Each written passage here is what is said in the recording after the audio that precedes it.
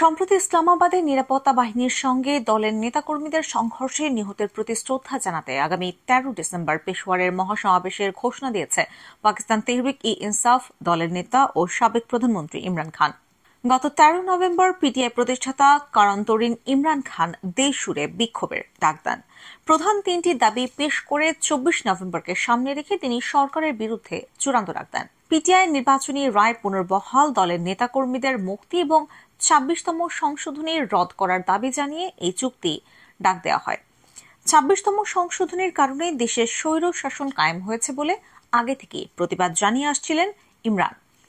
রাজধানী ইসলামাবাদে পিটিআই সমর্থকদের সঙ্গে নিরাপত্তা বাহিনীর রক্তক্ষয়ী সংঘাতের পর গত ২৭ নভেম্বর সকালে দলের নেতারা তাদের সমর্থকদের নিয়ে সরকার ঘোষিত রেড জোন থেকে পিছু হটে।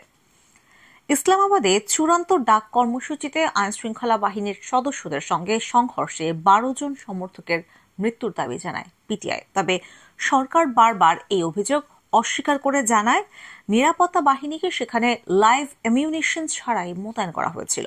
তবে ইমরান খান তার সামাজিক যোগাযোগ মাধ্যম এক্স অ্যাকাউন্টে অভিযোগ করেন, রাষ্ট্রীয় সন্ত্রাসের কারণে তার সমর্থকরা নিহত হয়েছেন, দেশে স্বৈরতন্ত্র কায়েম হয়ে গেছে। বার্তায় ইমরান খান বলেন, আমাদের কয়েকশো নেতাকর্মী এখনো নিখোঁজ রয়েছেন। সুপ্রিম কোর্টকে এখন বিষয়টি দেখতে হবে এবং সাংবিধানিক ভূমিকা পালন করতে হবে।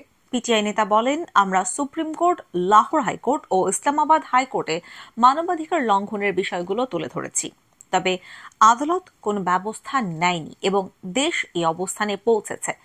ইমরান খানের বার্তায় শুধু সমাবেশের কথা বলা হয়নি, এতে আলোচনার জন্য ৫ সদস্যের একটি দলের নামও ঘোষণা করা হয়েছে, যার সদস্যরা হলেন ওমর আইয়ুব খান, আলী আমিন গান্দাপুর, সাহেবজাদা হামিদ রাজা, সালমান আকরাম রাজা ও আসাদ কায়সার।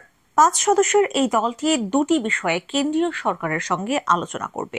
বিষয় দুটো হল বিচারের মুখোমুখি হওয়া রাজবন্দীদের মুক্তি এবং ২০২৩ সালের ৯ মে এ বছরের ২৬ নভেম্বর যে ঘটনা ঘটেছে তার তদন্তে একটি বিচার বিভাগীয় কমিশন গঠন।